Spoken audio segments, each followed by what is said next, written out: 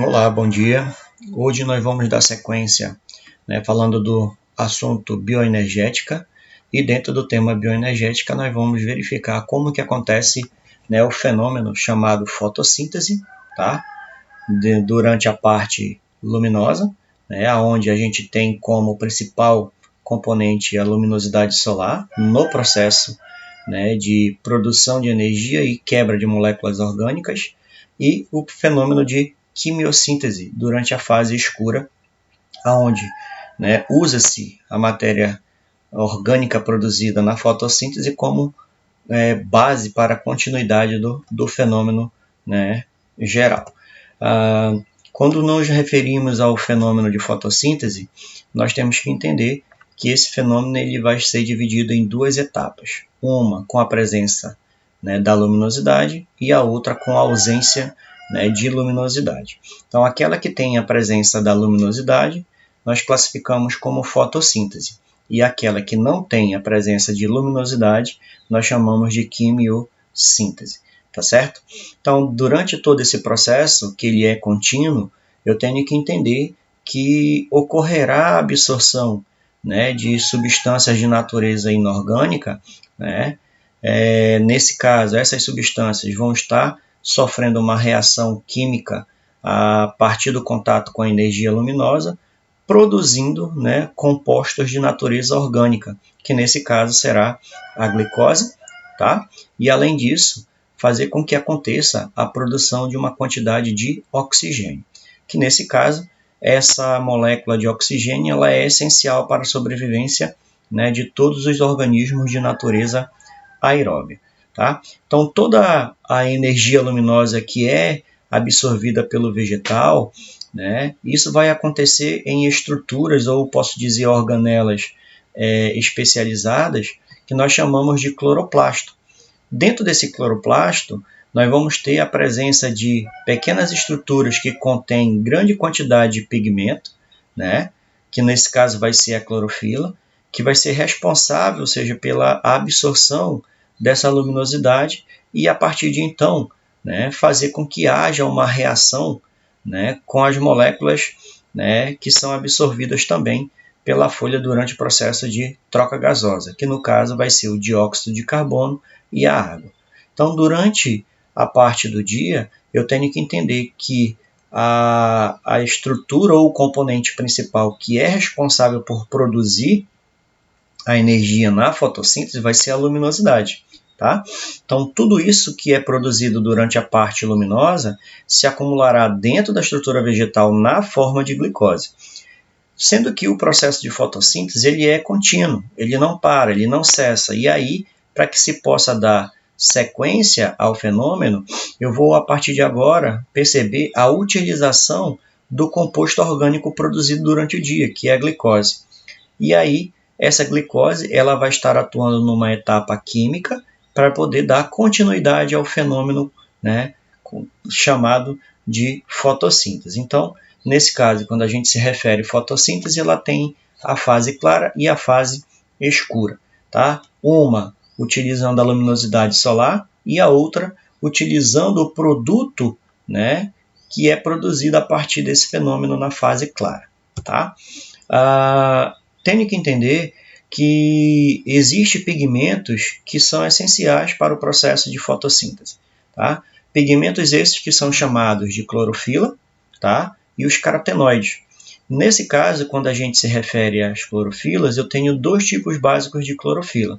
Tá? Clorofila A, que é a principal, e eu tenho a clorofila B, que é um pigmento acessório a esse fenômeno de fotossíntese. Então, os dois trabalharão com a necessidade de aproveitar ao máximo a luminosidade produzida, ou seja, por esse sol. Então, elas precisam absorver em grande quantidade, fazendo com que ocorra os processos de reações fotoquímicas dentro da estrutura do cloroplasto. Tá? Além disso, os carotenoides eles são pigmentos também que vão ser responsáveis por garantir a absorção de luminosidades na coloração violeta e azul, tá certo? Fazendo com que ela possa ser aproveitada da melhor maneira e produza também nesse caso aqui, né, a energia que é necessária para o desenvolvimento do vegetal. E além disso, esses carotenoides, eles serão responsáveis também por garantir uma proteção, né, desse vegetal contra a questão de excessividade de luminosidade em relação ao vegetal e, além disso, evitar com que aconteça a formação, né, de substâncias nocivas a essas células vegetais, tá certo? Então, no caso, os carotenoides, geralmente, eles têm uma tonalidade que variam aí na coloração amarelo ao laranja, né? E sempre vão estar absorvendo, né, as luzes na cor violeta e azul esverdeada, né, que é produzida aí pelo Sol, tá certo? Enquanto que a clorofila A e a clorofila B, né, eles serão responsáveis em fazer a absorção, né, das luminosidades nas colorações verde, amarela, laranja e vermelha, né, contida na formação da luz branca, né? Então, esses pigmentos eles são fundamentais para poder garantir, né, o processo de fotossíntese dentro da célula vegetal. Aqui a imagem mostra um cloroplasto, né, e as estruturas que a gente encontra dentro do cloroplasto. Então, nesse caso aqui, os tilacoides, né, que estão sendo formados pela organização dos grânulos, né, que é cada camada dessa aqui é o que a gente chama de grano, e a junção desses grãos forma o que a gente chama de tilacoides. É dentro dele que nós vamos estar encontrando aí a presença, né, de pigmento esverdeado, que é a clorofila, e a partir de então ela vai estar atuando no processo de absorção de luminosidade, tá? Quando a gente se refere ao processo de reações fotossintéticas, eu tenho que entender que nesse processo, né, ocorrerá a absorção, né, de gás carbônico, né, pela folha no processo de troca gasosa, ocorrerá a absorção da água lá pela estrutura da raiz e a absorção da luminosidade também pela folha através, né, ou seja, da estrutura que a gente chama de cloroplasto. A partir do momento em que os três componentes têm a possibilidade, né, de reagir entre si, vai ocorrer a modificação dos produtos, que é o gás carbônico, né, a água, transformando esses produtos em glicose, tá? Oxigênio e água, tá? Então, há necessidade, ou seja, de reação, né, pela luminosidade para que aconteça o surgimento da molécula orgânica que a gente chama de glicose, que a sua composição é através de 6 átomos de carbono, 12 átomos de hidrogênio e 6 átomos de oxigênio. Então, C6H12O6 é o que constitui o que a gente chama de glicose, molécula orgânica que é utilizada pelo vegetal para poder garantir a possibilidade de crescimento do vegetal, né, a produção das suas flores, frutos, né, crescimento no sentido fototrópico, né, crescimento, né, na largura do tronco, né, desenvolvimento das suas raízes, né, e, além disso, utilizando, ou seja, esse produto também, né, nos frutos para que a gente possa utilizar como base alimentar. Então, não só o ser humano, mas também outros animais usam esse açúcar produzido por esses vegetais do processo fotossintético na alimentação, tá? Como eu falei anteriormente, né, a fotossíntese ela é um processo complexo, onde sempre vai acontecer duas etapas. Uma na presença de luminosidade, que é o que a gente chama de etapa fotoquímica, e a outra, que é a etapa química, né, que nesse caso aqui é considerada a fase enzimática do processo, sempre acontece dentro do estroma dos cloroplastos, independente da presença de luminosidade. Então, o que eu tenho que entender? Que a fotossíntese ela é um ciclo, né? Ela não para. Só acontece durante o dia. Não, ele é um processo contínuo, é um ciclo, ele não vai cessar, sendo que a diferença é que durante o dia o vegetal usa a luminosidade a seu favor para poder estar gerando energia e nessa energia, né, fazer com que aconteçam reações químicas quebrando o gás carbônico e a água e produzindo a glicose, o oxigênio e a água para poder garantir o crescimento e a manutenção do vegetal, tá? E durante a noite, como eu não tenho a luminosidade, né, o que vai acontecer? Esse vegetal vai se apropriar, né, ou seja, da matéria orgânica produzida, que é a glicose, para dar sequência no processo de fotossíntese durante à noite. E aí a gente verifica que a fotossíntese ela vai ter duas etapas, uma fase clara, pela presença da luminosidade solar, e uma fase escura, pela ausência, né, dessa luminosidade. Porém, eu tenho que entender que durante essa fase escura, né, a glicose ela vai ser, né, o ponto de partida para poder garantir a sequência do processo fotossintético. Tá? Durante a etapa fotoquímica, né, o que vai estar acontecendo? Dentro do tilacoide, lá no cloroplasto, né, a luz ela vai ser absorvida, né, nesse processo, né, chamado de processo endergônico, né, e aí, ou seja, usa a energia externa para poder produzir, né, uma molécula de ATP. O que é o ATP? É a adenosina trifosfato, é a estrutura que gera energia dentro da célula, como a gente verificou no metabolismo. E esse ATP ele sempre vai estar surgindo a partir da molécula de ADP, adenosina difosfato. Tá? Então, nesse caso aqui, ocorrerá a associação de um fósforo inorgânico ao ADP, né, transformando-se em ADP. A partir do momento em que há a quebra da molécula de água, com a formação do oxigênio e a utilização de elétrons liberados, né, para produzir o NADPH, né, que também é uma outra estrutura que é responsável por estar garantindo a produção de energia dentro das células e garantindo o metabolismo celular desse tipo, né, de estrutura. Tá? No cloroplasto, a gente vai verificar que a clorofila ela sempre vai ser encontrada dentro dos tilacoides, né, fazendo com que eles consigam absorver, né, o máximo possível de luminosidade, né, e a partir de então, né, garantir com que aconteça todo o processo, né, de produção de energia, né, proteção do vegetal em relação ao excesso de luminosidade e evitar com que aconteça a produção, né, de substâncias de natureza nociva. Tá? A partir do momento em que esse vegetal passa a absorver essa energia, né, durante o processo de fotossíntese, né, ocorrerá a produção, né, de pequenos elétrons carregados aqui, que serão transferidos para essa unidade que a gente chama de NADP+. Né? E aí, durante esse processo, isso pode se acumular, fazendo com que, né, essas estruturas elas continuem gerando energia dentro da estrutura celular. Tá? Então, quando acontece a fotossíntese, né, e o ATP ele é utilizado, né, na produção de energia, eu tenho que entender que esse ATP que é produzido, ele vai estar surgindo pelo processo de fosforilação, que nada mais, nada menos é do que, né, a quebra, né, desse ATP para poder produzir energia dentro da célula vegetal. Né? E aí, quando a gente se refere em fotofosforilação, né, nós vamos verificar que há dois tipos de fotofosforilação. Uma que é acíclica, tá? E a outra que é de natureza cíclica.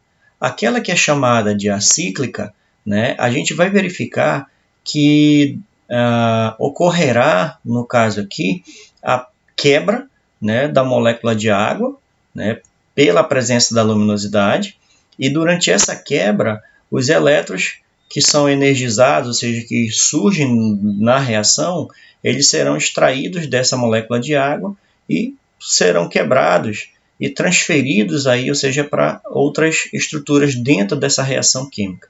Então, a água ela vai estar sofrendo aí a questão da fotólise, né, fazendo com que aconteça o surgimento, né, ou seja, de 4 átomos de hidrogênio, né, significa que se é mais, significa dizer que ele está perdendo, né, mais 4 elétrons, né, e a produção do oxigênio.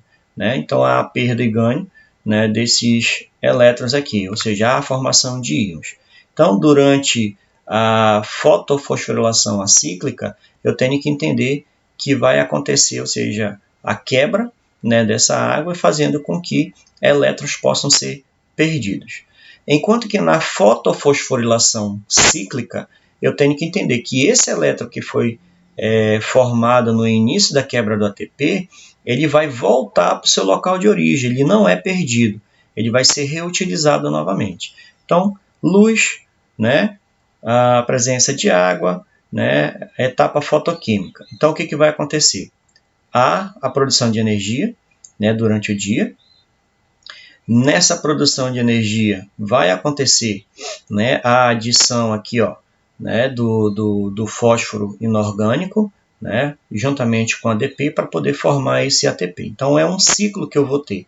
Então, a partir do momento em que há a formação da glicose, na fotofosforilação cíclica, o elétron que foi perdido ele sempre vai voltar para o seu local de origem, né, fazendo com que a estrutura possa ser reorganizada novamente e possa ser reaproveitada, né, durante esse processo. Tá?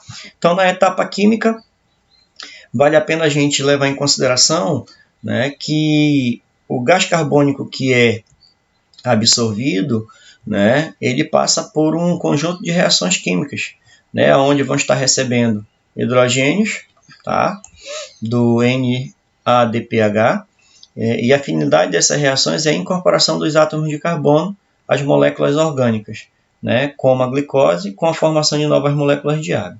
Então, nesse caso aqui, a gente verifica que, de acordo com o ciclo de Calvin-Benson, né, ele é composto, ou seja, de 3 etapas dentro do processo químico.